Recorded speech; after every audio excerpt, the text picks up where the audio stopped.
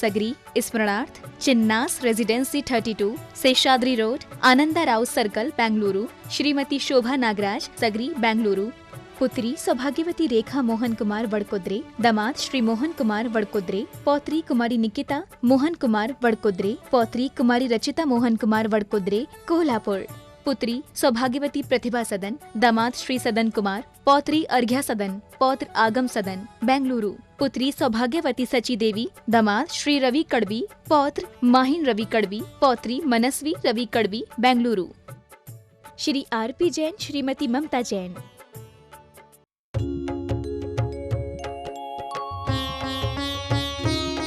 शंका समाधान।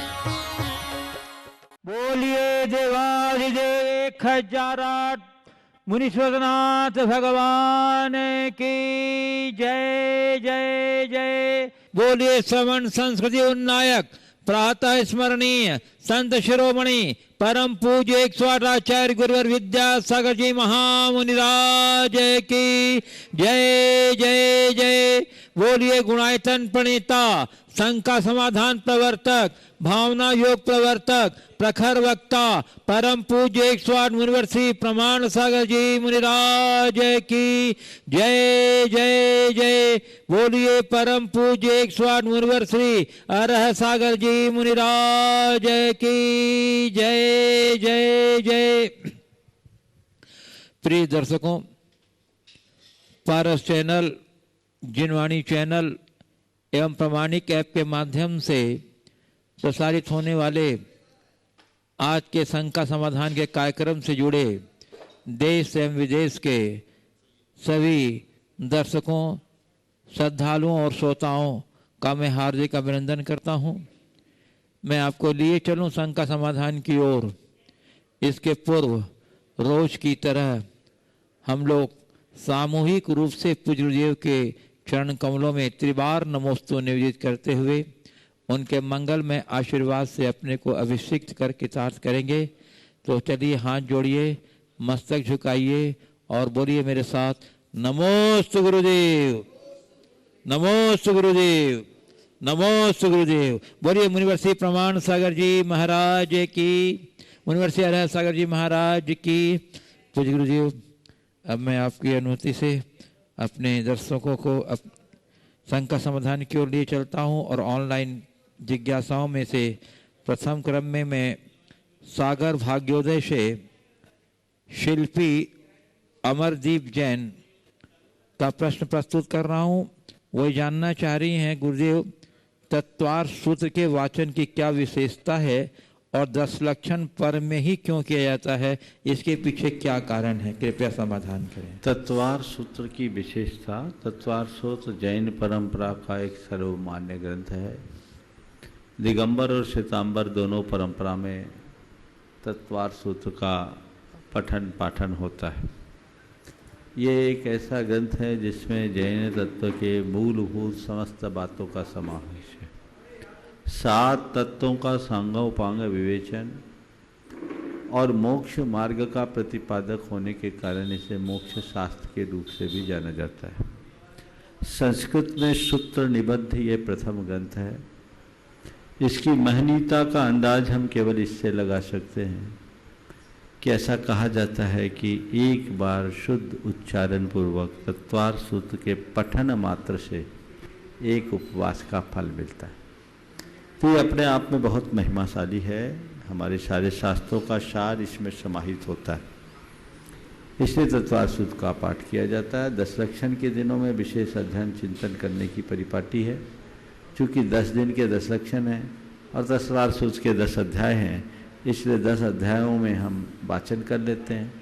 और 10 लक्षण के दिनों में बहुत सारे लोग व्रत उपवास करते हैं, पर जो लोग व्रत उपवास नहीं कर पाते वो कहे खा पी के उपवास का फल ले ले, इसलिए तत्वार सूत्र का पाठ ही कर ले, तो भरे पेट में उपवास का फल मिल जाता है।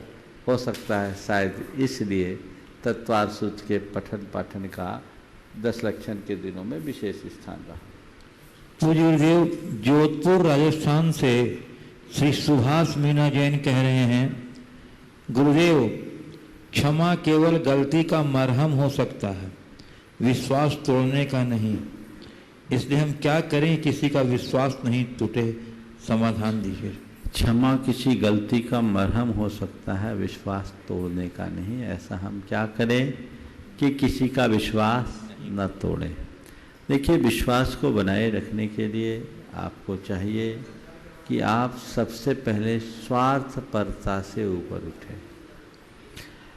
स्वार्थ विश्वास के खंडन का सबसे बड़ा कारण है।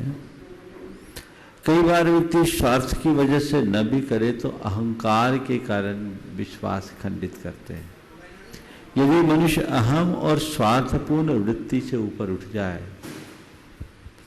तो वह सबका प्रिय पात्र बनेगा, विश्वास भागी बनेगा, उसके विश्वास का कभी खंडन नहीं हो सकेगा। इसकी तरफ हमें ध्यान देना चाहिए।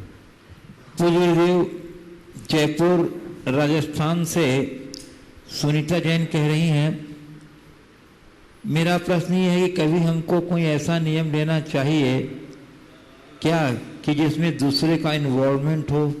उदाहरण के तौर पर क्या यह नियम लेना सही कि जब तक पूरा परिवार खाना नहीं खाएगा तब तक परिवार का मुख्य महिला या पुरुष खाना नहीं खाएंगे कुछ विशेष दिनों के लिए। तो इस प्रकार का नियम लेना कहाँ तक उचित है?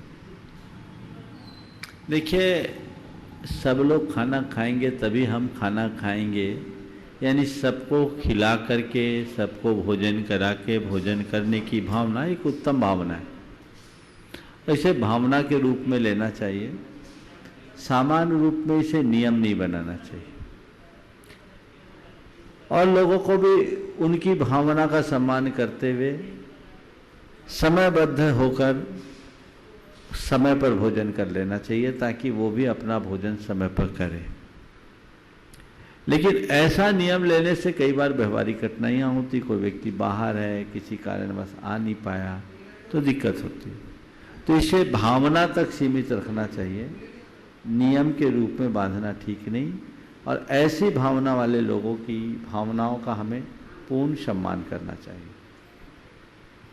पूज्य गुरुदेव, बड़ोदरा गुजरात से नेहा जैन कह रही हैं, गुरुदेव मेरा प्रश्न है कि जब तक लड़की की शादी नहीं होती है तब तक तो उसके पहनावे को लेकर कोई प्रश्न नहीं होता, और जब शादी हो जाती है तो पहनावे को लेकर बहुत प्रकार के प्रश्न खड़े कर दिए जाते हैं। महाराज जी, मैंने ऐसा भी देखा है कि लोग घूंघट करते हैं और बड़ों का निरादर भी करते हैं। इससे तो वो महिलाएं अच्छी नहीं है क्या जो घूंघट नहीं करती पर अपने से बड़ों का आदर करती हैं? और महाराज जी, बहू की अपनी खुद कोई पहचान नहीं है क्या जो उसको बेटी की तरह रखने को कहा जाता है? कृपया रोज तो इसका उत्तर दे दिया, कितनी बार प्रश्न उठाओ। आगे बढ़ो, रोज के प्रश्न है सर, आगे बढ़ो। चलिए, श्रीमती किरण राजेश जैन गोपालगंज सागर से कह रहे हैं, जैन धर्म में 10 लक्षण धर्म की व्याख्या की गई है और इन्हें पालन करने वाला ही जैन श्रावक है। धर्म के लक्षणों को हम सामान्य और उत्तम प्रकार से ही जानते हैं और पालन करते हैं, जैसे क्षमा और उत्तम क्षमा। अब सर्वोत्तम क्षमा कब होगी? इसी प्रकार 10 लक्षणों में सर्वोत्तम कब कहलाएगा? अगर उत्तम हो जाए तो अपने आप सर्वोत्तम हो जाए। कल से 10 धर्मों की विवेचना विस्तार से होगी। अभी मैं उसकी चर्चा करना समयोचित नहीं समझता। आपने पूछा सर्वोत्तम क्षमा कब होगी, पहले उत्तम क्षमा तो करो। अभी तो क्षमा ही नहीं, और क्षमा के बाद उत्तम नहीं, और उत्तम के बाद सर्वोत्तम का तो अति पता नहीं। पहली क्लास में तो चले, तब आगे बात पढ़ेंगे। सागर से श्री राजेश जैन आरआई कह रहे हैं, गुरुदेव जैन समाज मूलतः व्यापारी समाज है। व्यापार 2 प्रकार से थोक और खुदरा किया जाता है। खुदरा व्यापारी की कमाई कम और थोक व्यापारी की अधिक होती है। तो धर्म में भी एक व्यापारी 365 दिन खुदरा धर्म ना करके 10 दिन के 10 लक्षण धर्म, श्रावक संस्कार शिविर, गुरुओं के प्रवचन आदि सुनकर थोक में धर्म कर ले तो क्या खुदरा धर्म वालों से थोक में अधिक पुण्य नहीं मिलेगा? यदि धर्म व्यापार की तरह होता ना तो थोक में करा जा सकता था। व्यापार और धर्म को एक तरफ से नहीं जोड़ो, फिर तो व्यापार की तरह आहार भी कर लो कि एक दिन थोक में खा लो, महीना भर को फुर्सत। अरे आहार नित्य की क्रिया है तो धर्माचार्य भी नित्य का कर्म होना चाहिए। इसे व्यापार की तरह मत देखो। व्यापार में कोरा अर्थ लाभ है, पर धर्म परमार्थ की आराधना है, उसे उसी तरीके से देखना चाहिए। तो गुरुदेव इंदौर से प्रामाणिक समूह के सारांश जैन कह रहे हैं, आजकल के कुछ युवा लोग पर्यूषण को भार समझते हैं कि 8 या 10 दिन अब उन्हें खान पीन में संयम रखना जैसे मजबूरी हो, और पर्यूषण के पूर्व होने के बाद ही दूसरे दिन सब खाना पीना खुशी मनाना। मैंने आज ही इन सब से रिलेटेड एक जोक्स भी देखा है। गुरुदेव, ये तो धर्म की अप्रभावना है, और कई तो व्रतों में रात्रि भोजन आलू प्याज का भी सेवन कर लेते हैं। गुरुवर, पर्यूषण के दिनों का महत्व बताते हुए इसका उपाय बताइए। देखिए, ये सब समझ की कमी का परिणाम है। जिन्हें धर्म की सच्ची समझ हो वे इसे जीवन का भार कभी नहीं मानेंगे, अपितु इसे हार बनाकर स्वीकार करेंगे। ये हमारे जीवन का भूषण है। ये 10 दिन का भार नहीं, और धर्म कभी भार होता नहीं। भार तो तब होता है जब किसी पर कुछ थोप दिया जाए। जब सहज रूप से स्वीकार किया जाए तो भार कहाँ। और हमारी सहज स्वीकृति होनी चाहिए। 10 दिन तक 10 लक्षण में धर्म ध्यान करने का जो मूल मकसद है वो केवल इतना है कि और दिनों में नहीं कर सकता तो कम से कम 10 दिन तो करूं। पिछले बरस एक युवक ने पूछा था, अरे जब हम और दिन धर्म नहीं करते तो 10 दिन क्यों करें? तर्क है, जब और दिन नहीं करते तो 10 दिन क्यों करें? मैंने उससे कहा, भैया और दिन नहीं कर सकते तो कम से कम 10 दिन तो करो। हो सकता है 10 दिन करते करते तुम्हारे अंदर ऐसी लौ लग जाए कि शेष 355 दिन भी कर सको।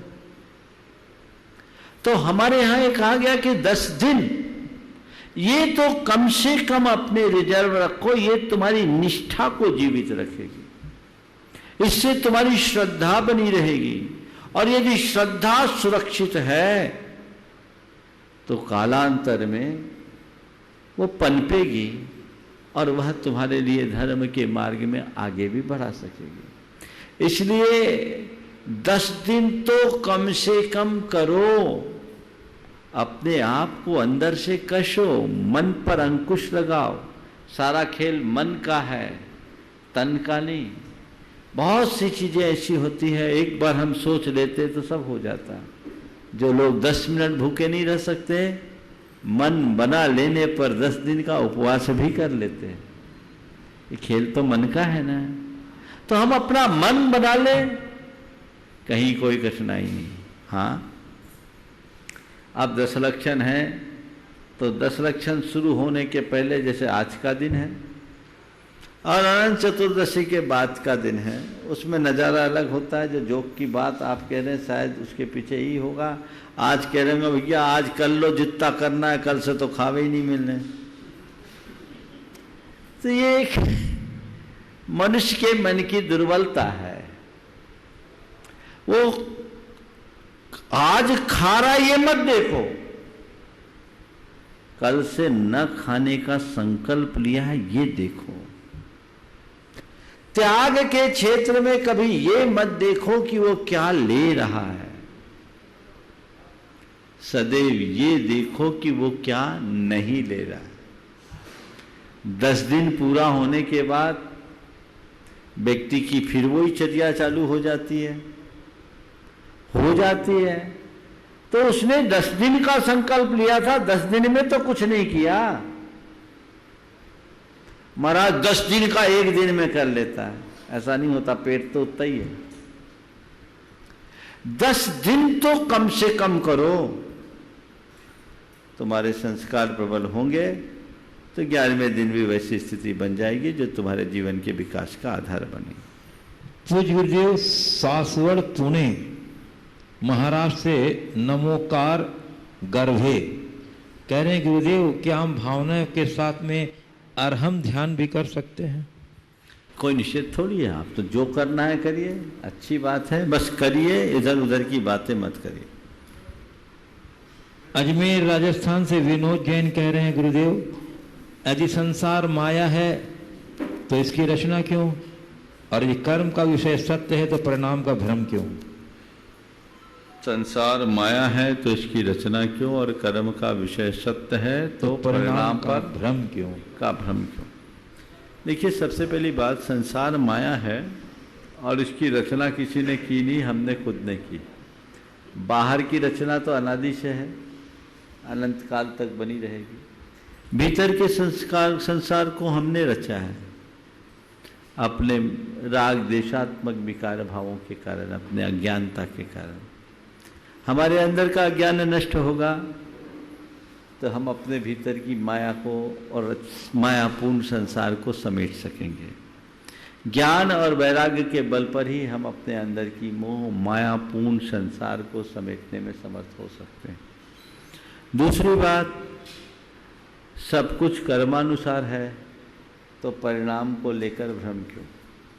कर्म के अनुसार है, इसमें कोई संशय नहीं, लेकिन कर्मवाद को थोड़ा और व्यापकता से समझना चाहिए। जैन कर्मवाद ये तो कहता है कि हर प्राणी अपने कर्मों का फल भोगता है, लेकिन ये बात भी हमें साथ साथ समझ लेना चाहिए कि हम कर्मों को जिस रूप में बांधे हैं उसी रूप में भोगे, ये अनिवार्य नहीं। हम कर्मों की स्थिति में बहुत कुछ परिवर्तन भी कर सकते हैं। बाह्य परिस्थितियां और आंतरिक शक्तियों के अनुकूल न रहने पर कर्म को अपना स्वरूप भी बदलना पड़ता है। त्याग, तपस्या, साधना और धर्म आराधना वह प्रक्रिया है जिसके बल पर हम अपने कर्मों को बिना भोगे भी गला सकते हैं, उसके स्वरूप में भी परिवर्तन कर सकते हैं। तो हम कर्म पर विश्वास करें, लेकिन कर्म को नियति के रूप में स्वीकार न करें। मेरी परिणति कर्मानुरूप होती है, हो सकती है, लेकिन मेरी चेतना कर्म से ऊपर है। यदि मेरी चेतना जागृत हो जाए तो वह कर्म की जड़ उखाड़ने में समर्थ है, और जब हम कर्मों की जड़ उखाड़ेंगे तभी मुक्ति को प्राप्त भी कर पाएंगे। तो कर्म की जड़ को उखाड़ने के लिए चेतना को जगाने की जरूरत है। इसलिए ये सत्य है कि सब कुछ कर्मानुसार है, फिर भी बहुत कुछ हमारे हाथ में है, और जो हमारे हाथ में है उसे हमें संभालने की कोशिश करनी चाहिए। तो गुरुदेव टीकमगढ़ मध्य प्रदेश से सुयश सिंह ही कह रहे हैं, गुरुदेव मैं ये जानना चाहता हूँ कि यदि आगे चलकर मैंने गौशाला खोली तो क्या उसके लिए लगाई गई मेरी पूंजी दान कहलाएगी? जब भी क्या यह दान ही कहलाएगा जब उसके उत्पादों जैसे दूध, घी, गोबर की खाद का व्यापार करूं, क्योंकि गौ पालन करना तो परमार्थ का काम होता है। देखिए, गौ पालन करना अच्छा कर्म है, लेकिन डेयरी चलाना व्यापार है। गौशाला में और गौ आधारित व्यवसाय में बड़ा अंतर है। गौशाला तब विशुद्धतः परमार्थिक कर्म होगा जब आप उसे अर्थोपार्जन की भावना से ऊपर उठकर संचालित करें, जिसमें उन गोवंशों को संरक्षण मिलता है जो कहीं कसाईयों के हाथों से कटने वाली हो, जिसे कोई पालने पोषने वाला ना हो। वो शुद्धतया पारमार्थिक कार्य है, गौ सेवा है। और दुधारू गायों की गौशाला खोलने में तुम गायों की क्या सेवा करोगे? गाय तुम्हारी सेवा कर रही है, उससे तो तुम्हारा घर चल रहा है। ये तो व्यापार हो गया। तो फिर क्या करे महाराज? करिए, निषेध नहीं है, लेकिन व्यापारी बनकर मत करिए,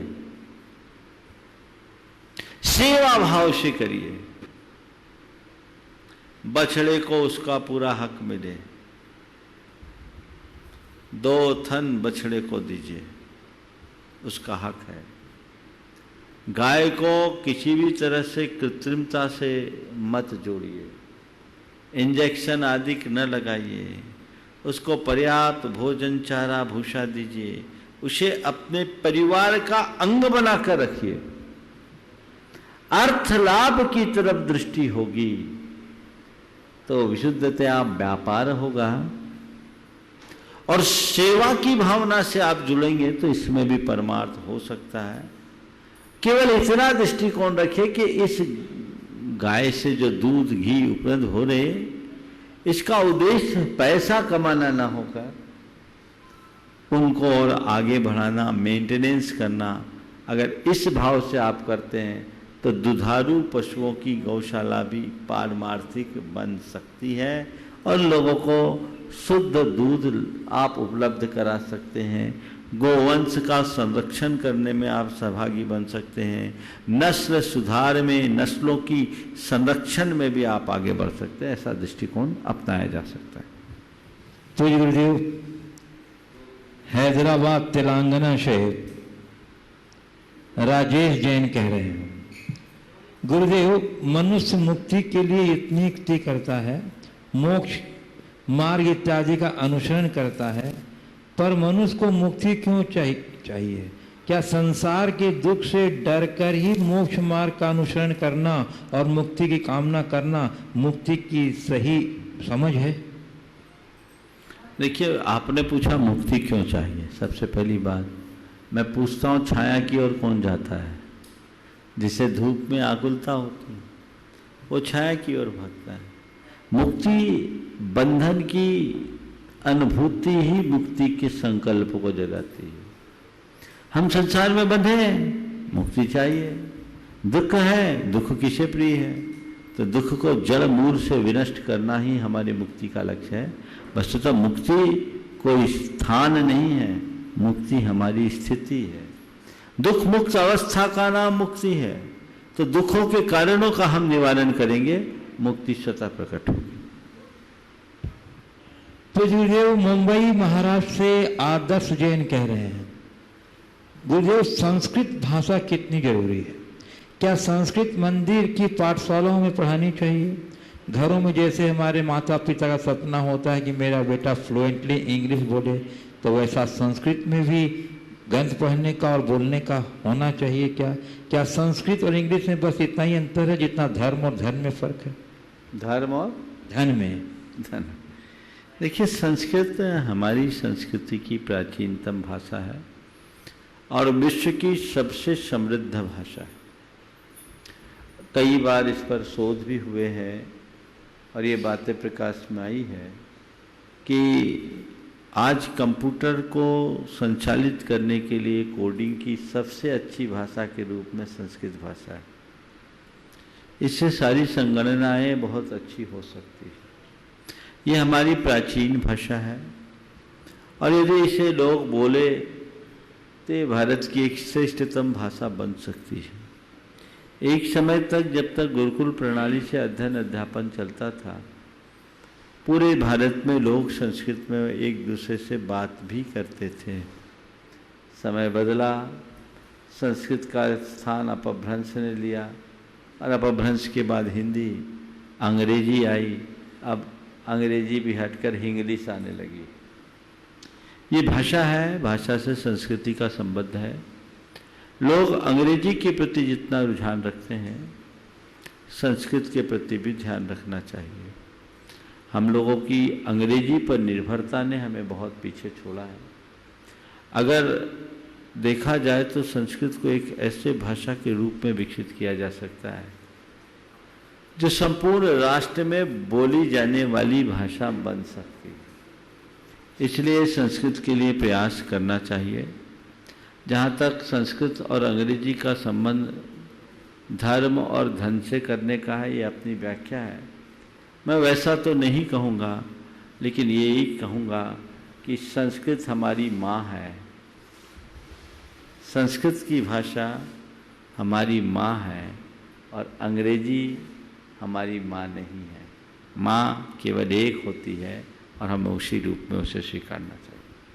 तो गुरुदेव, मुंबई से जयेश मगनलाल डुंगावत कह रहे हैं, मेरा प्रश्न ये है कि भगवान जी जहाँ से मोक्ष गए वहाँ पर नाखून और केस रह जाते हैं, लेकिन यह केस पता चलता, ये कैसे पता चलता है? कौन से कैसे पता चलता है कि कौन से भगवान जी मोक्ष गए, और इसका भी कैसे पता चलता है कि क्या यह केस और नाखून किसके हैं, और वह किसको पता भी चलता है? तो विमल जी, जो रोमन में लिखता है उसका प्रश्न ही क्यों लेते हो? हिंदी में आप टंकित करके भेजिए, अंग्रेजी में मत लिखिए। या तो अंग्रेजी लिखिए ना, फिर बात हिंदी की कर रहे हैं, लिपि रोमन रख रहे हैं। ये गलत आदत है, आप लोग आदत सुधारिए। थोड़ा सा श्रम होगा, सुविधाएं तो आपके पास सब है, तो आप हो सकता है आपके हाथ अंग्रेजी में फटाफट चलते हैं, 2 मिनट की जगह 5 मिनट लगेंगे, लेकिन आप जब आदत डालोगे तभी आप हिंदी टाइप करने के अभ्यासी हो सकेंगे। इसलिए आने वाले दिनों में जिन्हें हिंदी नहीं आती वही अंग्रेजी में अपना प्रश्न भेजेंगे, और जिनका रोमन में लिखा हुआ होगा वो सारे प्रश्न अस्वीकृत किए जाएंगे। शिकायत मत करना, तो जिनको भी प्रश्न करना है, तो देखता हूँ विमल जी को पढ़ने में मशक्कत करनी पड़ती है, तो ये ऐसे प्रश्नों को बिल्कुल मत लीजिएगा, और एकदम निर्वाह करना आपका काम है। तो आपने पूछा है, एक लाइन और इनका है कि वो केस और नाखून संभाल कर क्यों नहीं रखते, क्योंकि वो भगवान जी का है। हाँ, देखिए, भगवान के निर्वाणोपरांत नख और केस से बचने की चर्चाएं हैं। इसके विषय में मैंने अनेक बार अपनी बात की। नख केस को छोड़कर बाकी शरीर के सारे परमाणु वातावरण में विलीन हो जाते हैं, ऐसी कथा है। और कुछ आगमों के अनुसार संपूर्ण शरीर भी भगवान का शेष बचता है। बल्कि मूल संघ के मूल ग्रंथों में, आदि पुराण में और उससे पहले आचार्य पूज्य पादकृत भक्तियों में भगवान के शरीर को अग्नि इंद्र अंतिम संस्कार करते हैं, ऐसा उल्लेख मिलता है। खैर, जो भी हो, नख केस की चर्चा आज बहुत प्रमुखता से है, जो आचार्य जयसेन ने प्रवचन सार में उल्लेखित किया और उसके बाद में आई।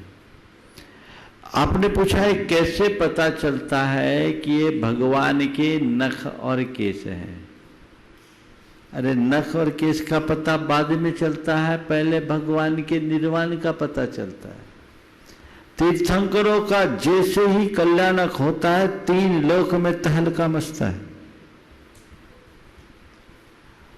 भवनवासी देवों के यहाँ शंख बजने लगते हैं, बैंतरों के यहाँ नगाड़े बजने लगते हैं, ज्योतिषकों के यहाँ दुंदुभी नाद होने लगता है, और विमानवासी देवों में अपने आप घंटा बजने लगते हैं। तो इन देवों के आसन कांपने लगते हैं।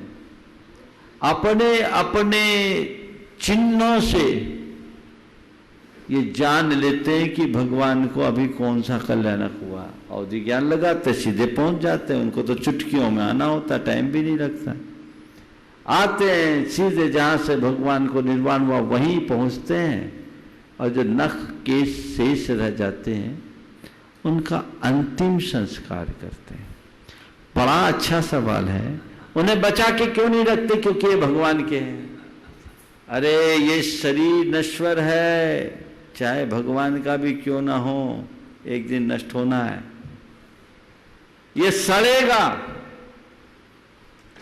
इसलिए सड़े नहीं, इसलिए उसका संस्कार करो। स्थायित्व नहीं है। ये शरीर पंचभूतों से बना है,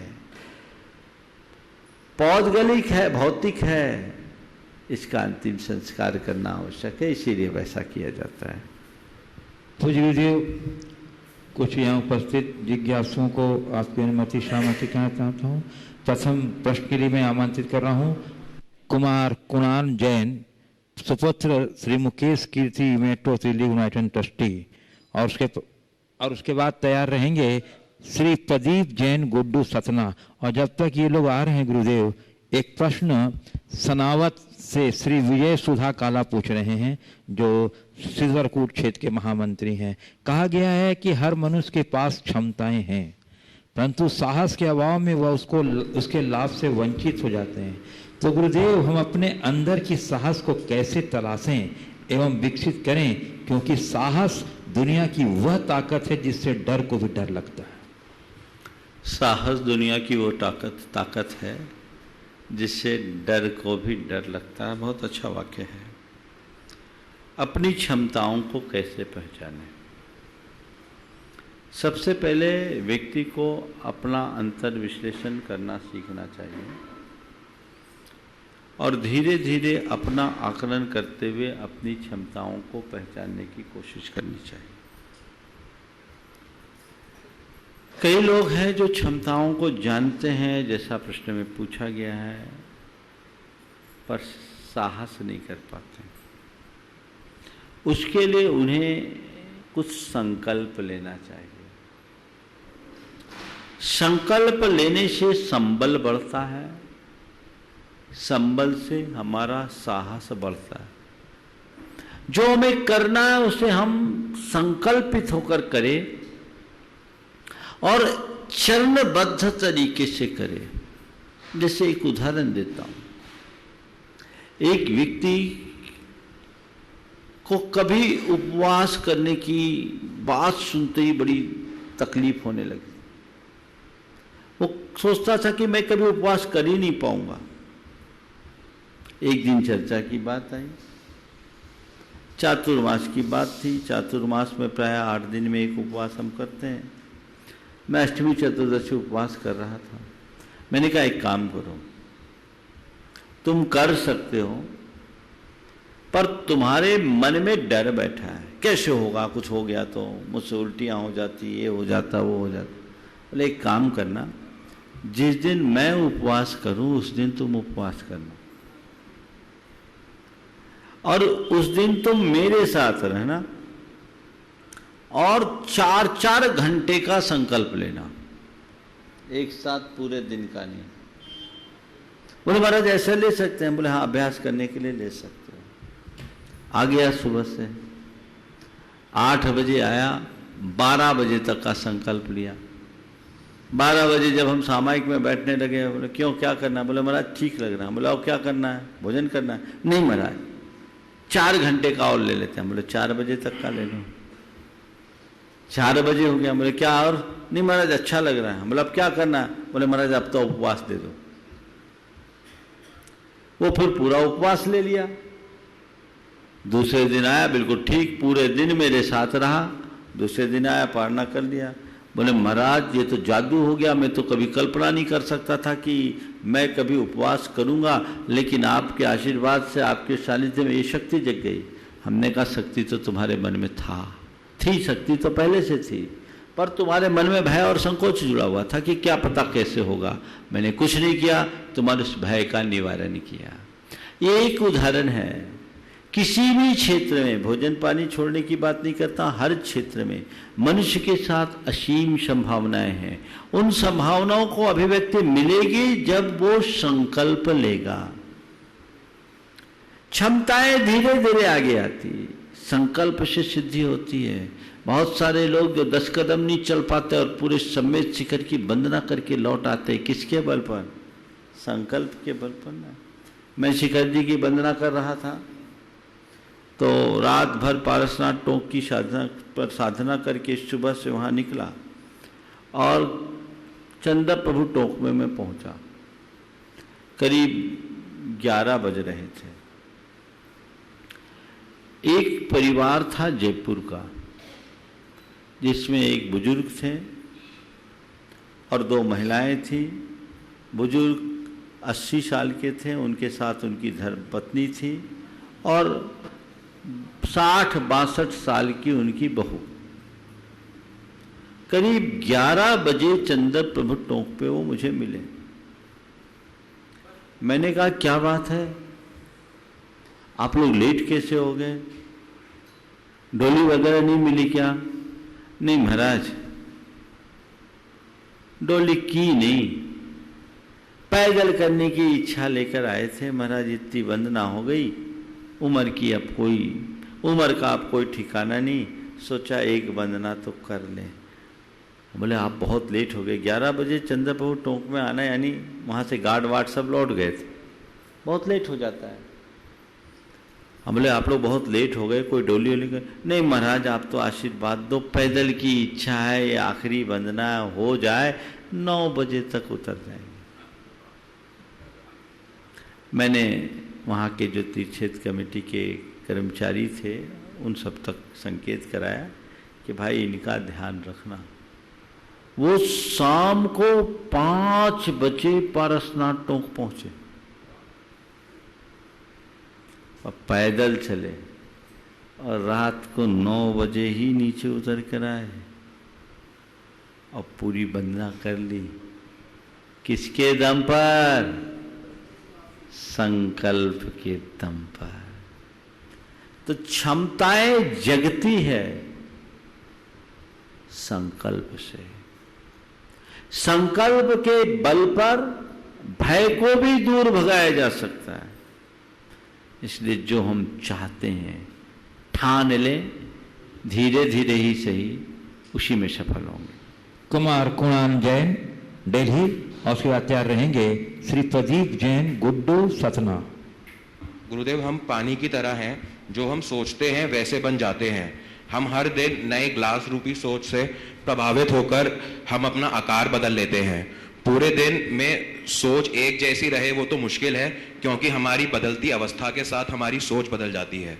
हमें अब ये तो पता है कि हम पानी की तरह हैं, बट इस बात का कैसे ध्यान रखें कि पानी जिस भी ग्लास में गिरे, गंदे या अच्छे, पानी का स्वभाव स्वच्छ और पवित्र बना रहे।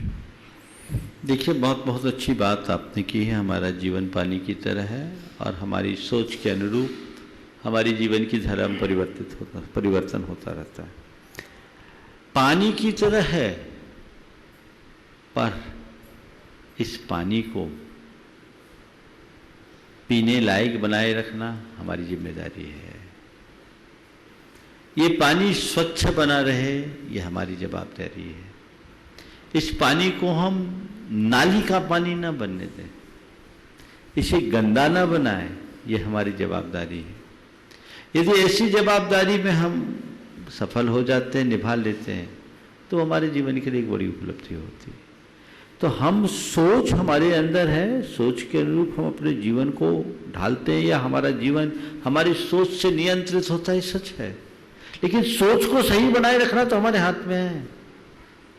किस ग्लास में पानी का जाना है, ये हमें सोचना चाहिए। चाहे जिस गिलास में हम तो पानी है, तो कोई काम का नहीं। गंगा जल बनो, गंदा जल मत बनो। साफ स्वच्छ पात्र में रखो। हमेशा ऐसे लोगों के संपर्क में रहो जिससे तुम्हारी सोच निर्मल बनी रहे। यदि तुम्हारी सोच में किसी भी प्रकार की गिरावट आती है, भटकाव आता है, तो अपने सोच की दिशा को पुरुषार्थपूर्वक बदलो।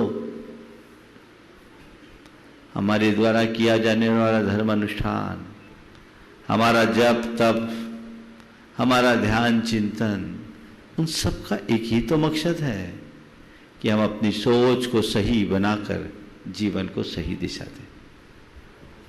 श्री प्रदीप जैन गुड्डू सतना, इनके बाद तैयार रहेंगी श्रीमती ममता जैन सहडोल वाली कटनी।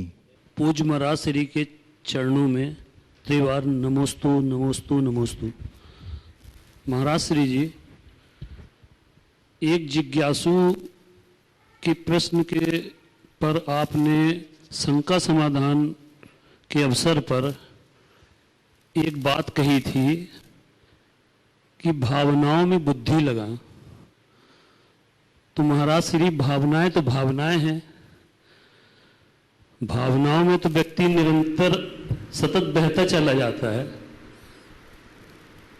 थोड़ी सी प्रशंसा पाकर व्यक्ति अभिभूत हो जाता है, तो थोड़ी सी विषम परिस्थिति आती है तो दुख से दुखित हो जाता है। तुम्हारा श्री मेरी जिज्ञासा यही है कि भावनाओं में बुद्धि कैसे लगाएं, कृपया समाधान। आत्मनियंत्रण के बल पर, बुद्धि के बल पर अपनी भावनाओं पर नियंत्रण रखा जा सकता है।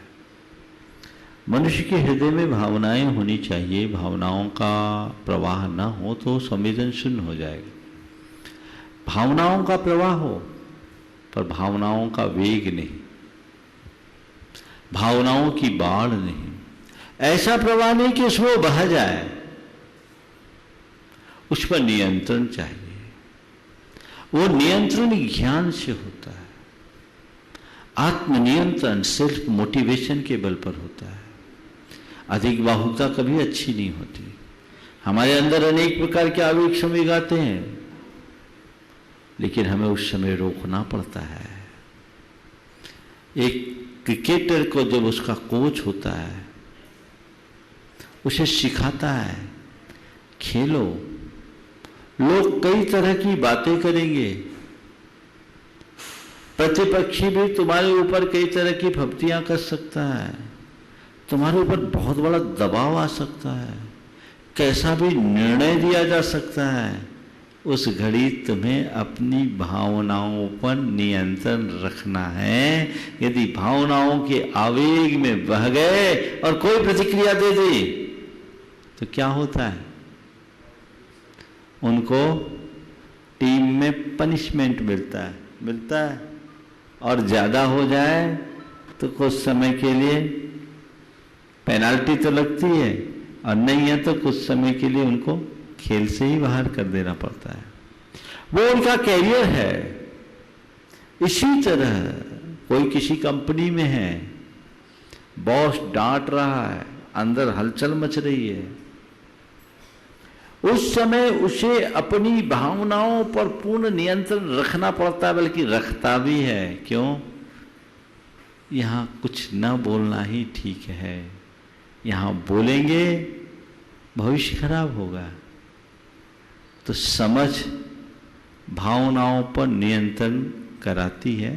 हमेशा अच्छी समझ रखें, ज्ञान से उसे नियंत्रित करें। श्रीमती ममता जैन सहडोल वाली कटनी। गुरुदेव 11वीं तत्व से पूर्व प्रमाणिक समूह के श्री जैन पुणे के मार्फत भावेश गोदावत उदयपुर निवासी पुणे प्रवासी का एक प्रश्न आया है गुरुदेव कि परिवार के एक सदस्य का स्वास्थ्य खराब है, वो अभी अस्पताल में भर्ती हैं। इस परिस्थिति में पर्युषण पर्व में धर्म का अनुसरण कैसे करें? उनका रात्रि भोजन का भी त्याग है, कृपया मार्गदर्शन दें। देखिए, इस वर्ष तो महामारी के चक्कर में सबके सामने एक बड़ा धर्म संकट है। कल सुबह से दशरक्षण है, व्रत नियम संयम का अनुपालन, और वे लोग जो किसी बीमारी खासकर महामारी से ग्रसित है, अस्पतालों में अन्यत्र हैं, उनके साथ बड़ी विडंबना है। वो क्या करें? मैं आप सबसे ये कहना चाहता हूँ, ये आपातकाल है और आपातकाल में केवल आपातकालिक धर्म निभाना चाहिए। जब आपके भगवान के दर्शन भी सुलभ नहीं हो रहे हैं, पूजा पाठ भी नहीं हो पा रहे हैं, तो व्रत उपवास क्या कर पाओगे? ऐसे भी मैंने अनेक बार बोला है कि इस वर्ष अधिक व्रत उपवास नहीं करना चाहिए। शरीर की इम्यूनिटी बनी रहे वैसा काम करना चाहिए। सबसे मेरा ये कहना है कि जो लोग अस्पताल में हैं, अस्पताल में यदि अनुकूलता बने तो 10 दिन घर का शुद्ध भोजन करें जहाँ सुलभ हो जाए। पर जहाँ किसी को जाने ही नहीं दिया जाता, वहाँ की स्थिति के साथ समझौता करें और भावना भाएं कि वो व्यक्ति ठीक होकर के बाहर आ जाए। जब जीवन सुरक्षित होगा तो जिंदगी भर धर्म करेंगे। जीवन ही हाथ से निकल जाएगा तो धर्म क्या करोगे? तो जिनकी स्थिति ठीक होने लायक है उनको थोड़ा सा नरम रुख रखना चाहिए। जहाँ तक रात्रि भोजन के त्याग का सवाल है, वो आप निभा सकते हैं। बहुत सारे लोग जो कोविड से संक्रमित होकर ठीक होकर आए, पर उन्होंने उस दरमियान भी रात्रि में कोई भोजन पानी नहीं लिया। चारों प्रकार के आहार के त्यागी भी ठीक हुए।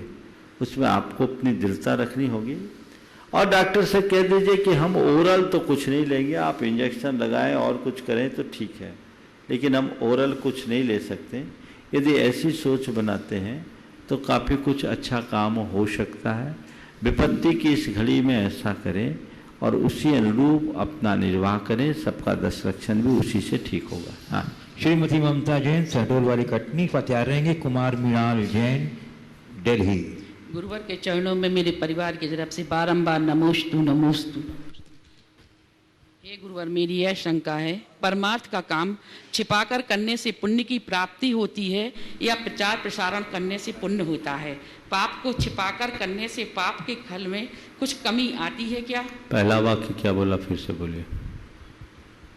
परमार्थ के काम छिपाकर करने से पुण्य की प्राप्ति होती है या प्रचार प्रसारण करने से पुण्य होता है?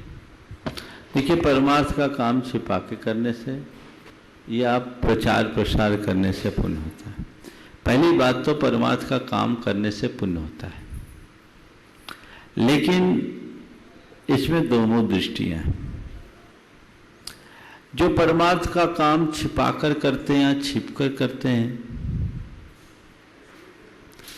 उनका पुण्य छिपकर उनके घर आ जाता है, उनको पता भी नहीं पड़ता। लेकिन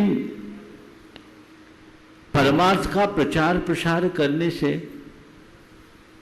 दोहरा पुण्य आता है, खुद का भी और उनके प्रचार प्रसार से जो प्रेरित होकर परमार्थ में जुटते हैं उनका भी।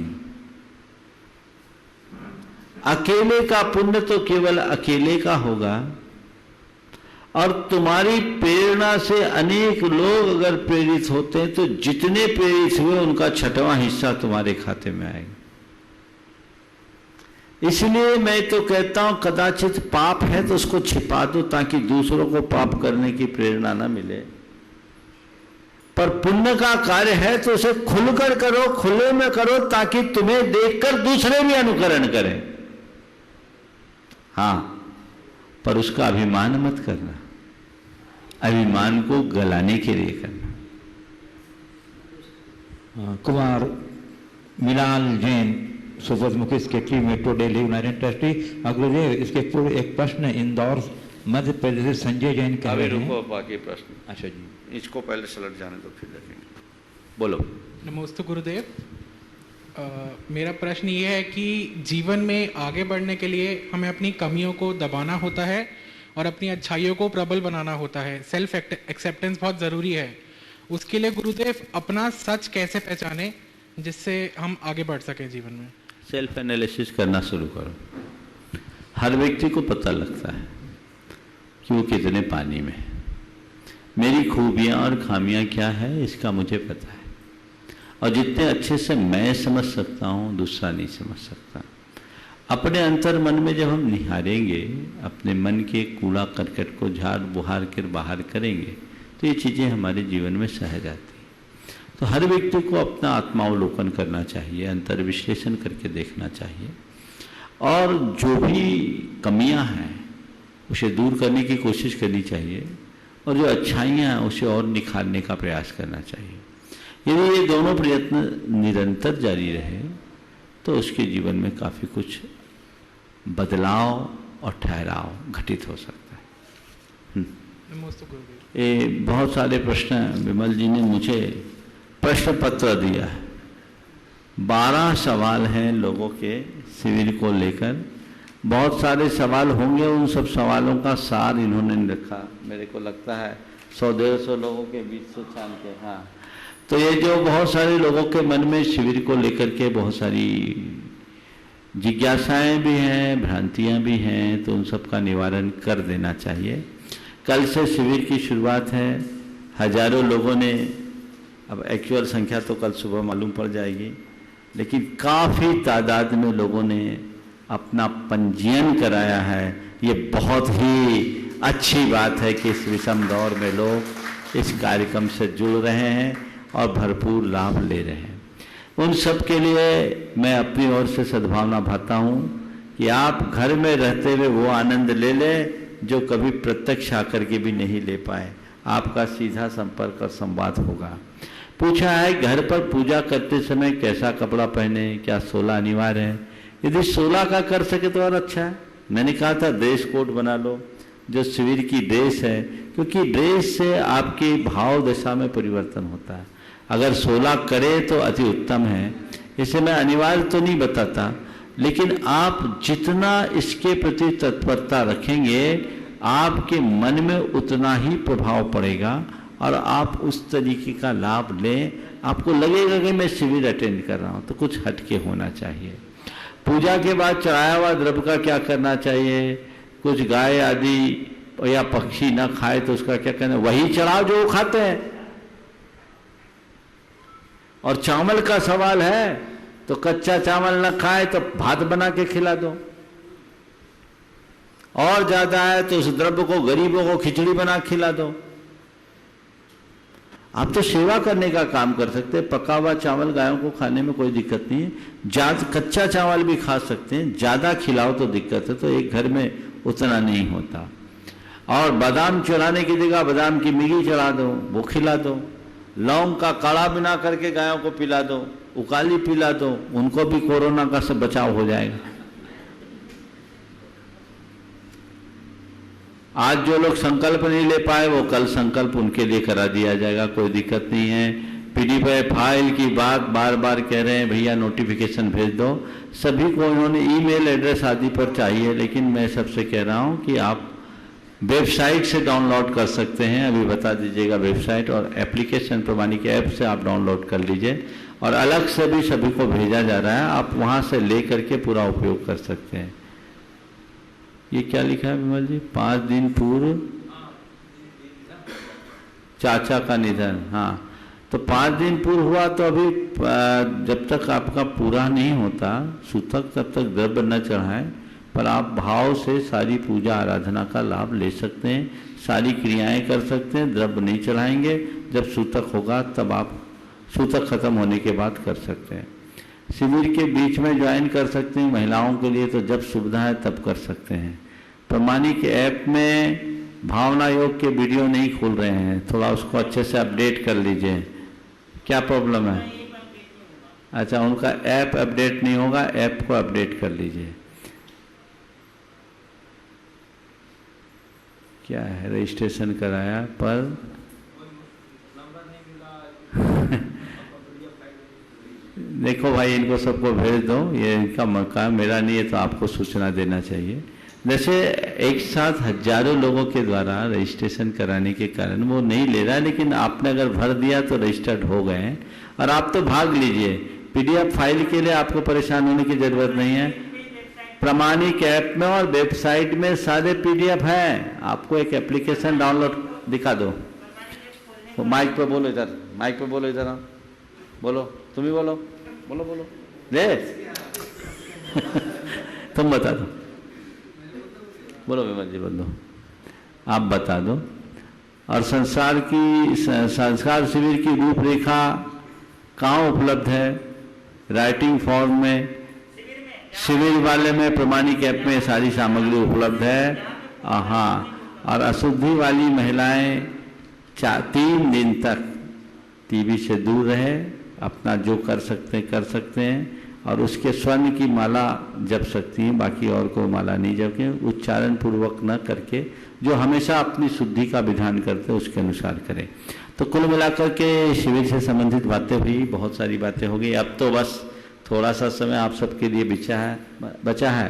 रात भर बीतने वाली है, अपना मानस बनाइए, एक मनोभाव ऐसा जमाइए कि ये 10 दिन मेरे जीवन के सर्वश्रेष्ठ दिन बन सके। इनके बल पर हम अपने जीवन को एक अच्छा रूप दे सके। और मैं ये चाहूंगा कि इन 10 दिनों में आप सब अगर ड्रेस कोड में रह सको तो आपके आसपास का वातावरण बहुत अच्छा होगा। बहुत सारे लोगों के व्यापार और प्रतिष्ठान खुल गए हैं, आप कोशिश करो 10 दिन हम उनसे दूर ही रहें, घर पे ही रहेंगे, तो ये भी उपलब्धि है। जो जितना कर सके उतना करने की कोशिश कीजिए। ड्रेस कोड में धोती दुपट्टा पहने या पूजन तक तो धोती दुपट्टा पहने, उसके बाद सफ़ेद कुर्ता पैजामा पहने। महिलाओं के लिए जिनके घर में सफ़ेद पट्टी की साड़ियाँ हों तो वो सफ़ेद पहने, नहीं तो केसरिया तो हर घर में उपलब्ध है ही।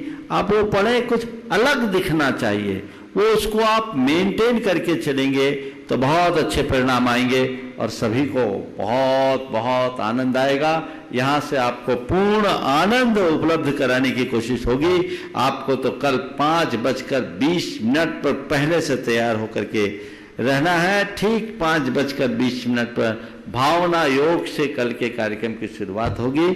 कल प्रारंभ में भावना योग के बारे में आप लोगों को कुछ परिचय भी कराया जाएगा और उसके बाद भावना योग होगा। ये निरंतर चलेगा और आप देखिएगा कि ये भावना योग जीवन में कैसा चमत्कार करता है। जो आपका एक प्रकार का ध्यान सामायिक के साथ दिन की शुरुआत होगी।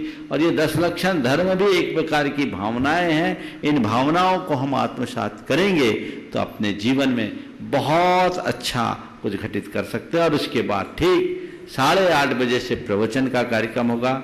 हाँ, तत्वार्थ सूत्र का जो पाठ होगा उसके कार्यक्रम में संशोधन हुआ है।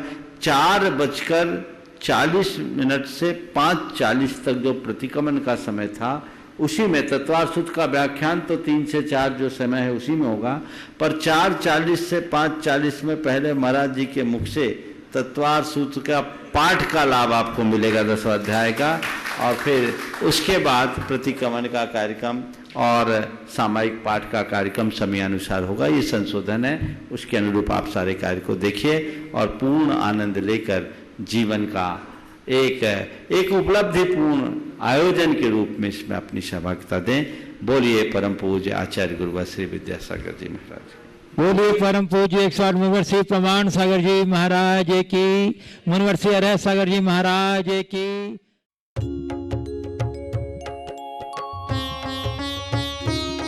शक का समाधान। इस कार्यक्रम के पुण्यार्जक थे स्वर्गीय श्री नागराज सगरी, स्मरणार्थ Chinnas residency 32, Sheshadri road, Ananda Rao circle, Bengaluru. Shrimati Shobha Nagaraj Sagari, Bengaluru. पुत्री सौभाग्यवती रेखा मोहन कुमार वड़कुद्रे, दामाद श्री मोहन कुमार वड़कुद्रे, पौत्री कुमारी निकिता मोहन कुमार वड़कुद्रे, पौत्री कुमारी रचिता मोहन कुमार वड़कुद्रे, कोल्हापुर। पुत्री सौभाग्यवती प्रतिभा सदन, दामाद श्री सदन कुमार, पौत्री अर्घ्या सदन, पौत्र आगम सदन, बेंगलुरु। पुत्री सौभाग्यवती सची देवी, दामाद श्री रवि कड़बी, पौत्र माहिन रवि कड़बी, पौत्री मनस्वी रवि कड़बी, बेंगलुरु। श्री RP जैन, श्रीमती ममता जैन।